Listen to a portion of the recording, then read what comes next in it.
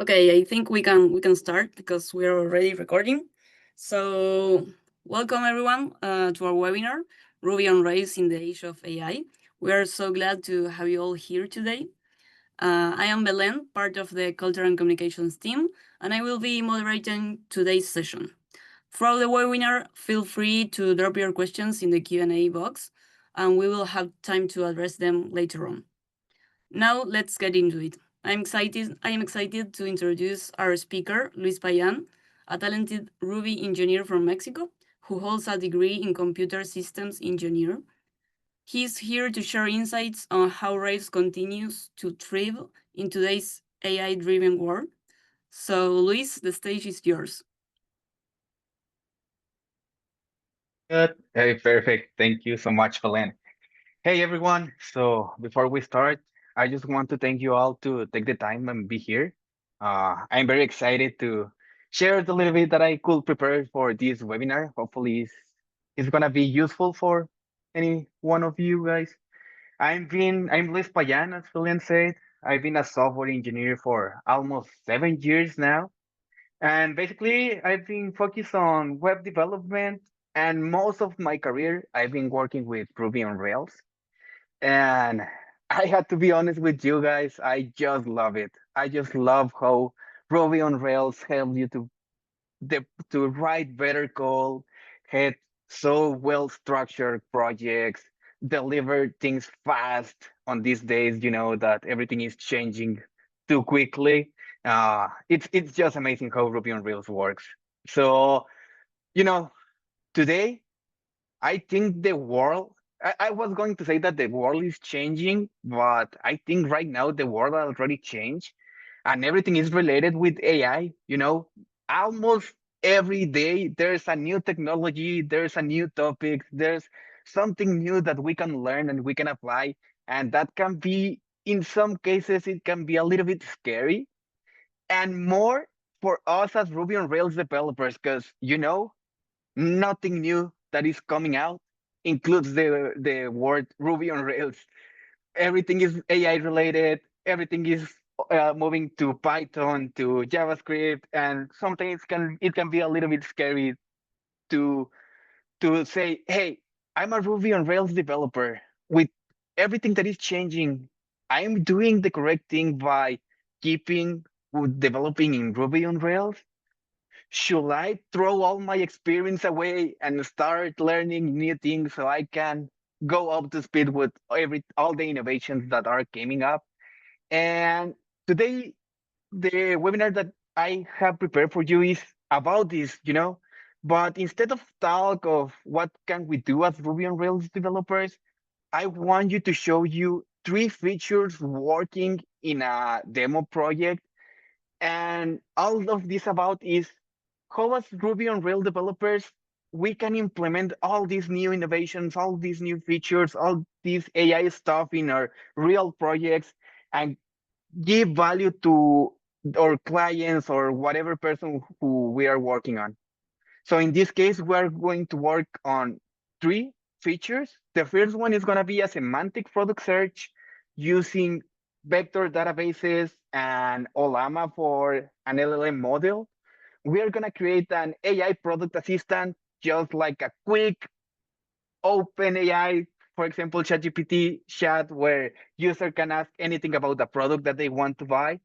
And at the end, we're going to create a dynamic report generator where users or admins can create CSV reports for based on the orders and the products that has been sold. So we are going to go through each of one. We're going to check the code. I will explain you how everything is working, how do I implement this, and how can you implement in your projects. And then we're gonna I'm gonna show you how this code is working in the project. Okay. So basically, before we start, I just gonna give you a quick introduction about Rails. I'm not gonna talk you about all the great and cool things that Rails give you as a developer, but with Ruby on Rails mostly works to create scalable, performant, and well-structured applications that help the developer to focus on deliver stuff instead of setuping stuff. Okay, so all the Ruby on Rails tools allows you to write more code and deliver more things to production fast. And with all these good things that Rails brings to you, you can take advantage of them and implement all these new innovations, all that AI stuff that is coming to the world, and implementing those to your projects through Ruby on Rails. You know, probably we were not going to be creating AI by yourselves on Ruby on Rails, but we can implement all those cool features that are coming out in our projects. But instead of talking so much, let's get started with the code. Okay. Before we start, I just gonna give you a quick introduction about which tools are we going to use. Basically, for the AI model, we are going to use Olama. We can use whatever we want, OpenAI, Anthropic. But in this case, Olama is pretty good to work locally. This is a free model that you can install quickly in your machine, and you can use a lot of different models that they give you for free. So in this case, you just need to download the Llama, and once you download it in your console, you are gonna be able to run a server.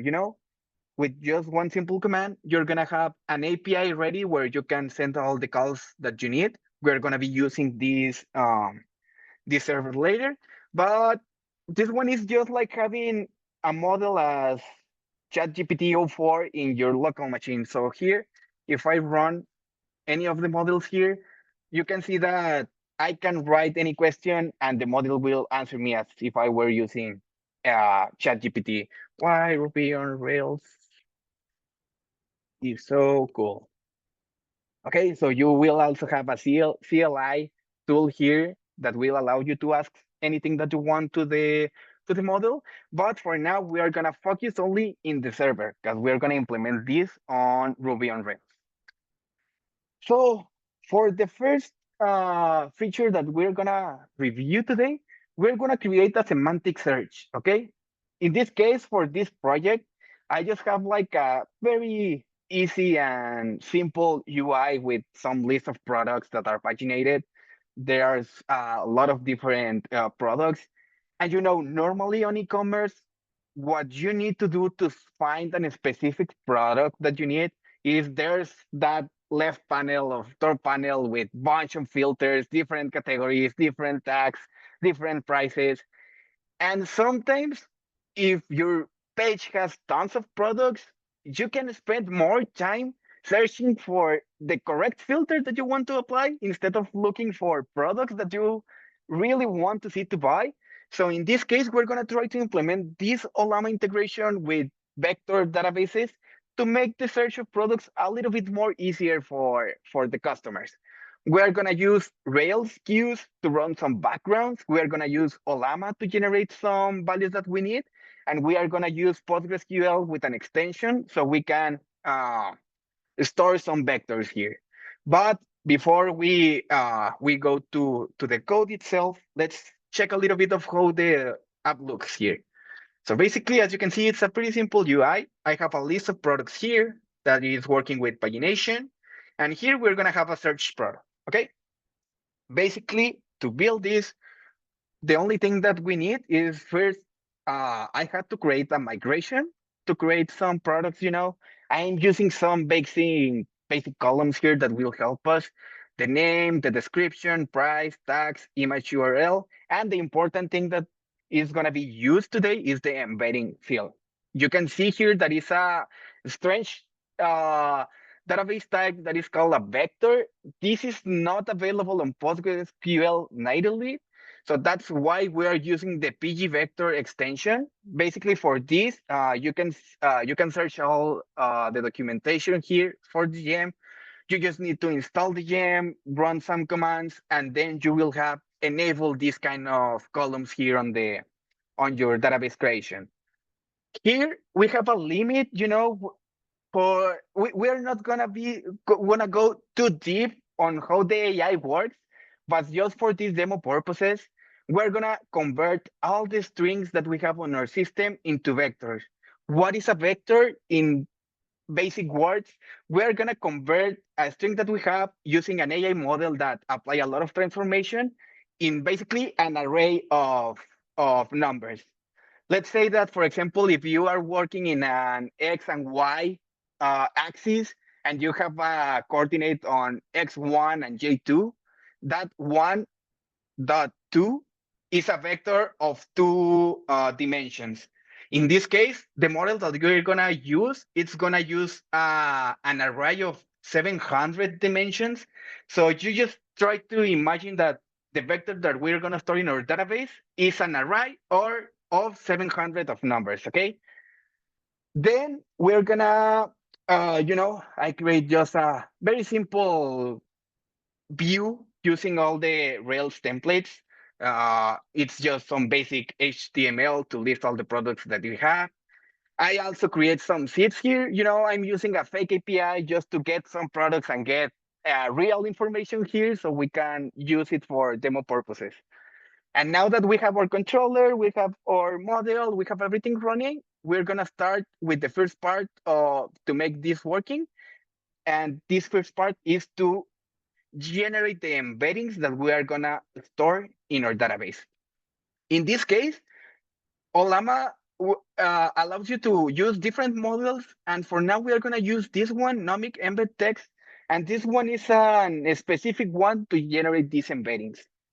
And this basically is a pretty simple setup. I create here on my control on my project an Olama service. Basically here you just need an API URL, which model are gonna use and which model you want to use. And how this works, basically on Ruby on Rails, you have like a class that allows you to connect to an HTTP server. And the only thing that we need to do is make a call to a specific endpoints for embeddings to that specific API URL that we are creating before with Olama. So in this case, it's simple. If I use my service here and I generate an embedding, any text that I pass to here is going to be converted to an array of that number of dimensions that I said at the beginning. And this will help us to store that context in our database, not in text, if with numbers. So what we want to do in this is I'm going to go to my product model and I'm going to add a generate embedding here. Why? Because we need to have a vector, I mean, an array of numbers for each of our products that are available in our database. For this one, we need to define like a semantic context so the AI model knows what we are talking about. So in this case, for example, for this specific model, the context that I'm going to use is going to be the product name, the description, and the tags. And basically with this, we can see we can take a product from our database. And if we can check here, we have all the data, but the embedding is null. But now if we call this method on that product, uh, we can see that using this specific information that in this case is going to be the product name, the description, and the tags, it's going to create a specific array for the context of this product, okay? So now, as simple as that, we can generate all the embeddings for all the products. Another interesting thing here, you can see that we are normalizing the vectors. Probably this is a little bit more complicated to explain, but basically what we want is that the length of the vectors that we're gonna store on our database needs to be the most near to one as possible. So all the results that we are gonna get are gonna be the same. But for now, as you can see, if we want to do this, we should need to run this product generate embedding for each of the products that we have on our database. But now moving a little bit from the AI and start working with the first feature from Rails that will help you a lot, we can work with active jobs. Active jobs is just a framework that Rails gives you to work with background jobs. Because we don't want anyone to be waiting until all these numbers are being generated for all products. In this case, we can just trigger a job that will run on the background of our app and and it will generate all the embeddings that we need for all our existing products. Basically, the job is pretty easy. We're gonna go through all the products that we have, and we're gonna generate the embedding. So for now, in this case, I'm just gonna run this now. And while this is loading, now with this, you can set up this whatever way you want. You can add callbacks to your model. So every time a product is created or updated, you can generate the embedding again. You can run this job to run daily on midnight. So every day the embeddings are going to be updated. But once we finish, now all our products will have this database embedding in our database. So now here comes the cool thing. Now we're going to implement using these existing embeddings to look for some similarities or some semantic search in our controller. So here in our product controller, basically everything is happening here in the search.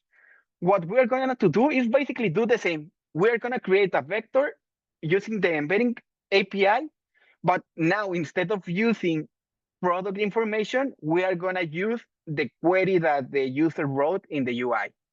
In this case, I'm adding some additional instructions because if you have worked with AI, sometimes you need to be like very specific because if not, it's gonna do some weird stuff.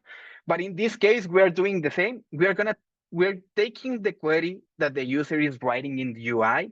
We're gonna generate an embedding here. And once we have this embedding here, if we check this value here, it's gonna be another array of 700 numbers, sorry. What we're gonna do is we're gonna take advantage on pgvector gem. Aside of using vector type columns in our database, it also allows us to use these kind of symbols here. Basically, just to don't be in a very general way, these kind of operators allow us to get the distance between two vectors. So what we're doing here is we're gonna through all the list of products that we have and using the vector that is generated with the user query, we are gonna check what's the distance between each product. And then we define a threshold here where you can specify a number between 0 and 1, where and the lower that number is, that means the more similar the products are. Okay. So in this case, what this is going to allow us to do is like I can go here to my product list and imagine that I just want to check some sport products, but without checking any category. So I can right here, show me stuff related to sports. Here it's gonna go through all the embeddings, and by similarity, it will bring me all the products that are related with this specific uh, query that I wrote here. And as you can see, I didn't have to write any additional SQL, any additional tag checking or title checking or description checking. Only using the embeddings, I can get whatever product that I want. I can go, for example, show me things that can be on a bedroom. Oh, I can click on search on a bedroom. Look, if it doesn't look for anything so similar, it's gonna be returned no products. You can work with the threshold, 'cause, if you put here in the threshold 1, that means that it doesn't matter that everything is different. If you put the threshold on 0, you will say that anything that you write needs to be exactly the same as the product embedding. But you can play with these values. So for example, if I put this a little bit higher here, more products are gonna be related here. But as I up this value, probably the distance between the vectors are gonna be larger, and probably the products that it will show me are not gonna be any kind related to the original query that I wrote. So for now, at least for this demo, the model that I'm using, this threshold that I use was the most accurate, and that will show you some cool perks here using just semantic search without the need of adding special SQL for filtering, passing thousands of parameters in the URL. The user comes here and search for whatever he wants. Some products are gonna be bring to him. So that's the first feature that we built. And as you can see, we could build something cool and pretty quickly without much code. And that's something cool. But before we go to the second one, I'm gonna show you another cool thing that we can use with Rails. So now we saw how do we need to implement all of this stuff on a specific model. But let's say that, in our projects, we can have multiple models. We can have different objects where we will want to do this semantic search. So this is a cool thing of Rails. It gives you a lot of tools. In this case, we are gonna use a concern where you can like wrap a specific functionality and then pass that functionality to all the other models that you want. In this case, for example, I create a class called embeddable, and now let's say uh, that we are gonna add a new model to our application. In this case, are gonna be post. A post has a title, a body, a view, text, and I add also the embeddings here. Normally, if I will want to enable also the semantic search here on the post model, I will need to go here, copy all of these on the post model, then change this custom embedding. Here is not name. Here should I have post title, uh, post title, and change everything manually, right? So I can define for each one. And probably if I'm gonna use just two models, that's fine. But if my application is still growing and I add a lot of other models that can use this one, this could start getting a little bit complex. So for now, let's gonna check how could we do this with the concern. In this case, I just create this concern and I have this same method here. I add something here different so we can just differentiate between the original one and this new one. I just add the word dynamic, and we're gonna do the same. We're gonna generate an embedding based on a context, and then we're gonna update the database with that.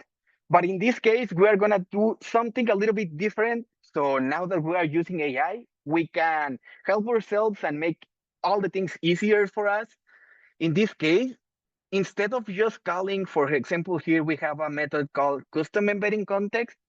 Using Rails, we're gonna check, hey, the model that I'm using has a custom embedding context.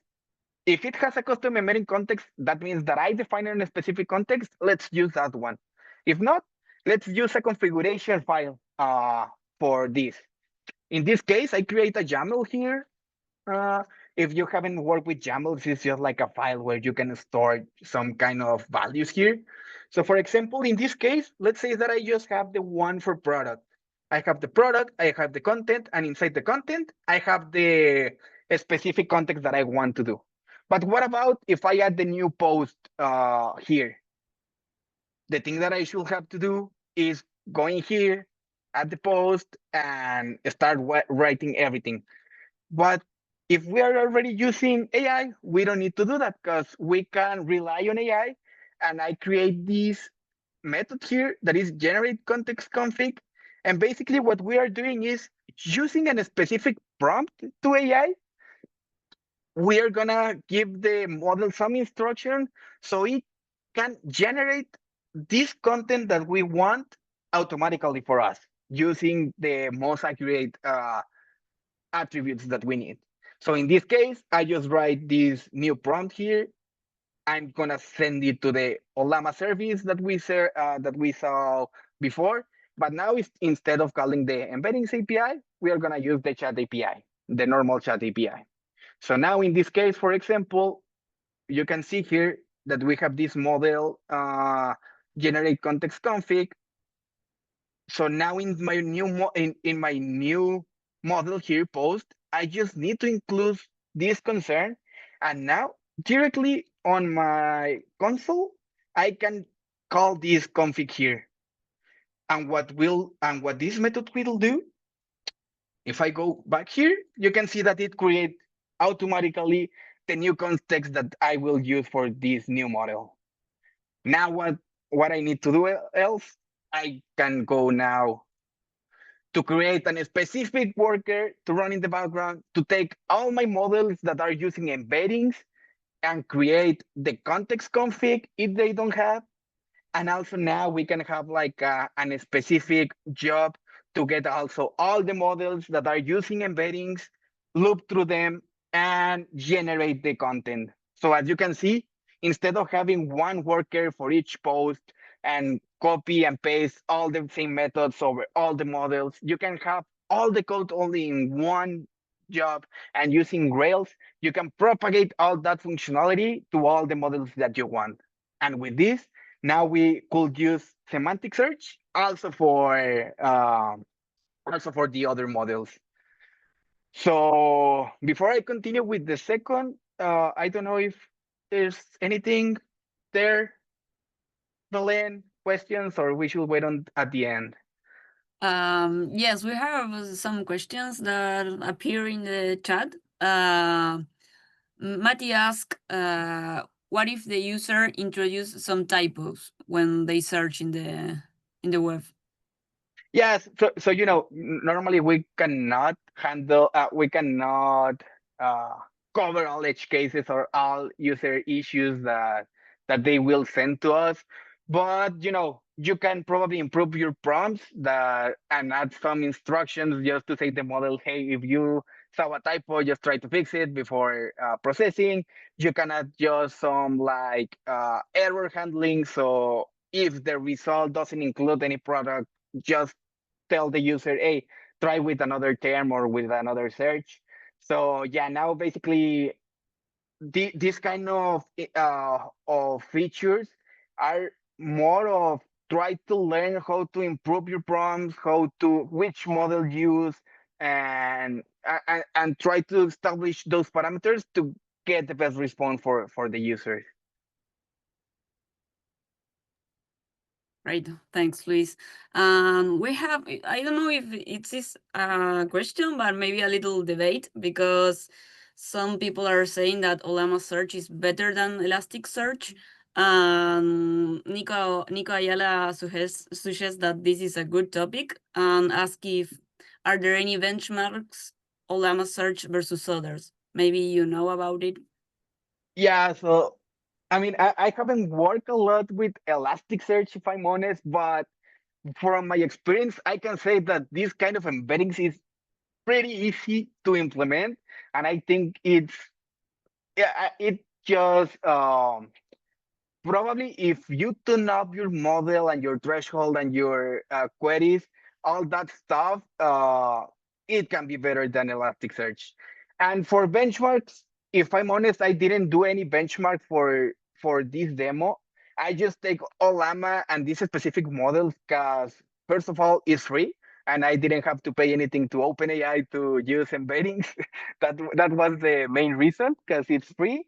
But there should be a lot of information about benchmarking between different models. So probably that's something that we can discuss later, but it's interesting topic.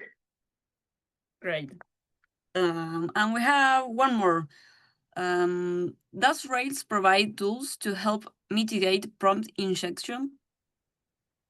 Yeah. So basically, you here, if I go to my controller, basically Rails has a lot of things already there for avoid SQL injections. The first of all, as you can see here, where is my product controller? Here on this query that I'm writing, if you see here, I'm not putting the value directly on the SQL. So So here I'm using this question mark. So this is like an internal tool from Rails where you pass the values that you want to add here as parameters. So at the end, it will clean those parameters for you. So you don't have to be worried, but you need to be careful because if you don't write your queries this way, you can have some SQL injections problems. Yeah. Great. Okay, Thanks, cool. Luis. I don't know if there's anything else or if we can continue with the next one. Let's continue. Yeah. Okay, so the next feature that we're gonna talk on is a chat assistant. This is something easier to implement, but we're going to use some cool technologies that Rails allows you.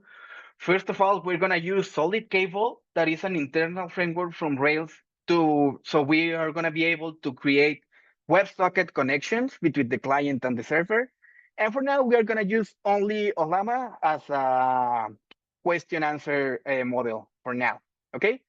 So in this case, I'm not gonna be that specific on all the configuration that you need to do for action cable, sorry.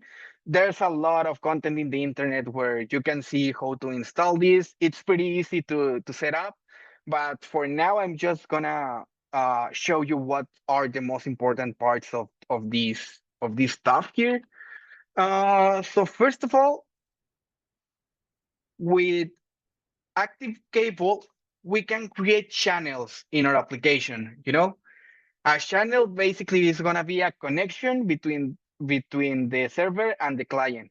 In this case, just for these demo purposes, I was trying to build the things the easiest way possible. We're gonna have one channel per product. So as you can see here, the name of the chat is gonna be product chat, and we're gonna append the ID. So this is a little bit tricky because I'm just doing this for the demo. But if you're gonna have this in your projects where multiple users can be on a chat window, probably you will need to change this and also probably include something like user ID. Because if not, any user that is on the product page detail is gonna see all the messages that are sent to this specific channel. So in this case, just for demo purposes, we only have one channel for each product, but you know that you can handle this in a different way. And then we're gonna have a speak. So whenever the server gets a message, in this case, the message is gonna be whatever the user types on the product's page details.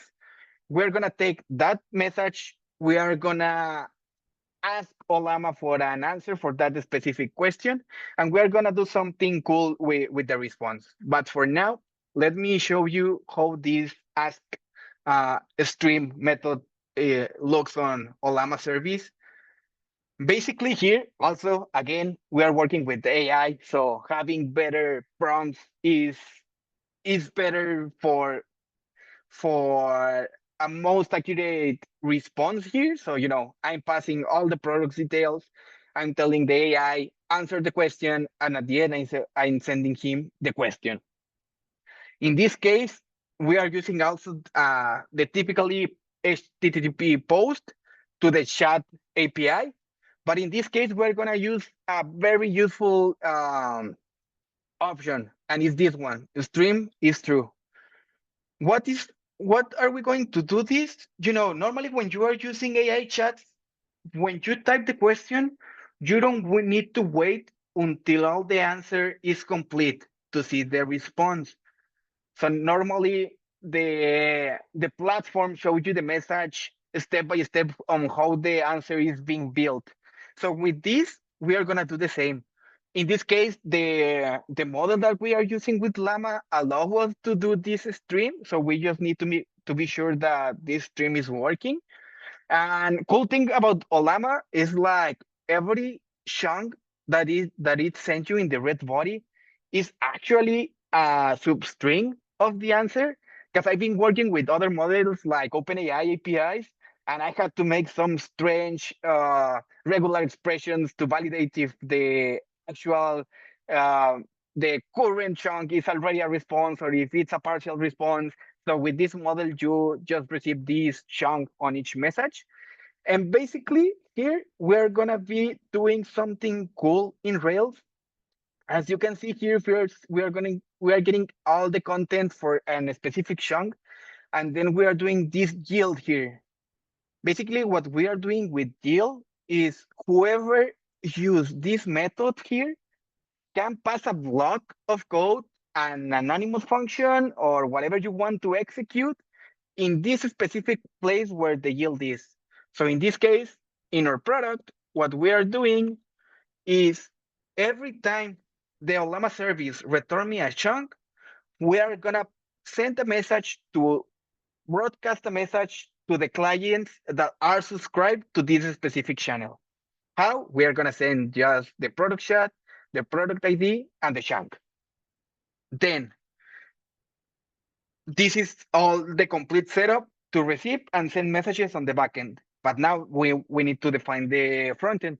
So in this case, we also have a controller here, but now for the front end.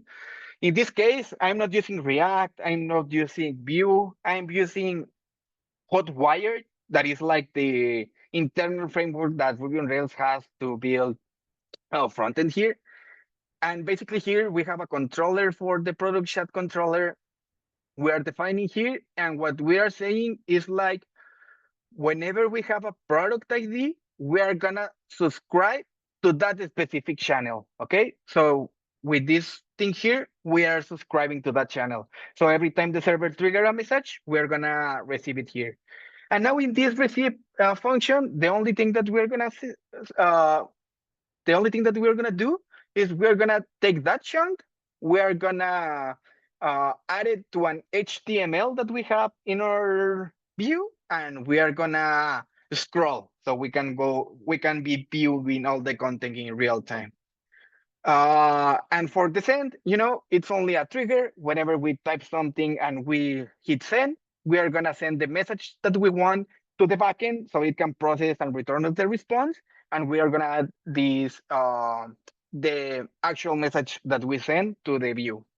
So in this case, we also just use HTML and ERV to build this show. We just have the form here. And the important thing here is like we are using this data product chart target. So every time something came in, it's gonna be appended to this div. In this case, for example, I can do another search car here, for example, and go to the first one. In this page view, we have just the details of the product. We have like a chat window here, and we can ask something. So now with this, what we were able to do right now is I can type any kind of question. So can you compare this car with all the most popular brands? I'm gonna send the message. The server is gonna catch this message and it's gonna start returning the response on that stream that we open using active cable in the sockets. And we're gonna be able to see all the messages and how the message is being built in real time. Because for example, for this one, it takes some seconds to generate everything, and now we don't need to wait all the seconds for this. All a small chunk is gonna be sent to us like this. And we can check this on the network if we go to the WebSockets here and we compare this car with the most popular brands. We can see that we're gonna every time we are getting a small chunk of the response and we are just putting this on the UI. So this is another cool way that we can implement AI in our Rails projects in a very easy way. You know, uh, always having a chat, whatever in whatever part of a project, it's cool. So this was the second feature for now. So now I don't know if there's anything, or we can continue to the last one. The last one is a little bit more easier. Yes, for now we have no questions. On the chat, Julio shared that he thinks Olama and Elasticsearch can be used together to build a retail annotation generation application. Share a link. But yeah, we don't have questions, so we can move forward. That's cool. I will take a look to that link. Thank you so much for share. And the last one that I have, this is a little bit more. I mean, it's a little bit more easier. It You can implement it way faster, but you need to be a little bit careful. This is just for demo purposes, but it can be a great tool. And now what we're gonna to do is like is gonna make a report generator, and basically we're gonna rely on Olama to write SQL for us. You know, in this case, for this demo, I create two new models with some random data. I create products. For each product, I create some users and some orders for each product, so we can have like mock data to work with them. So now in our system we have products, we have orders, and we have users. So normally when we want to work with reports, we need to create a class, we need to check all the joins between the or models, we need to define which kind of columns do we want to show to the user, we want to define which kind of filters do we want to use show to the user.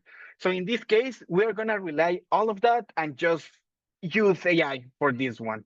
Okay, so basically what we're gonna do here is we're gonna have also user input. We're gonna send that input to Olama, and Olama hopefully is gonna create a SQL that will generate that report. Okay, this is a little bit easier, as I said, for generate SQL from question on or service. Same thing as the others. A very a specific prompt with all the instructions that we need to from the AI. In this case, I hard code the three models that we have on our system. But you can also rely on Rails to also pass all your models and relations to this specific prompt. And after that, we're gonna just write that question, okay? In this case, it's a little bit more, you need to be more, well, you need to be careful because in this case, we're gonna run trigger SQL directly on our database. It's not user build SQL, but if you kind of write some uh, crazy prompt, and probably the AI output some crazy SQL that can be dangerous. You need to be very careful with that.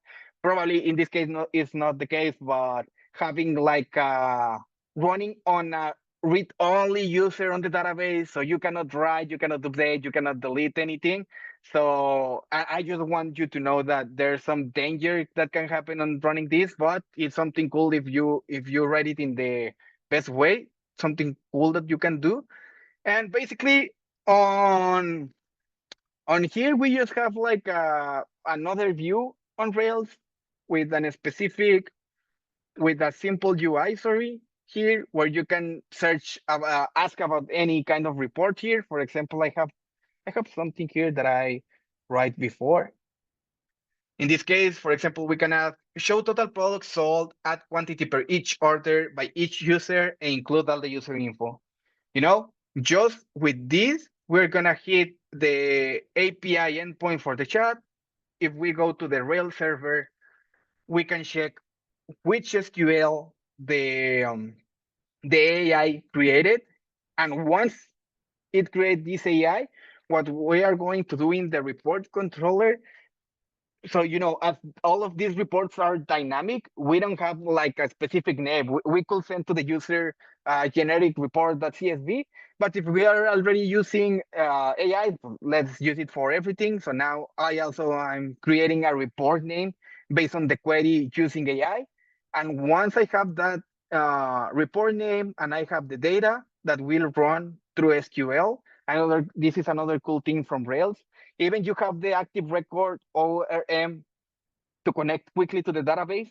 It also allows you to create a route connection to SQL Server, and you can run direct SQL there.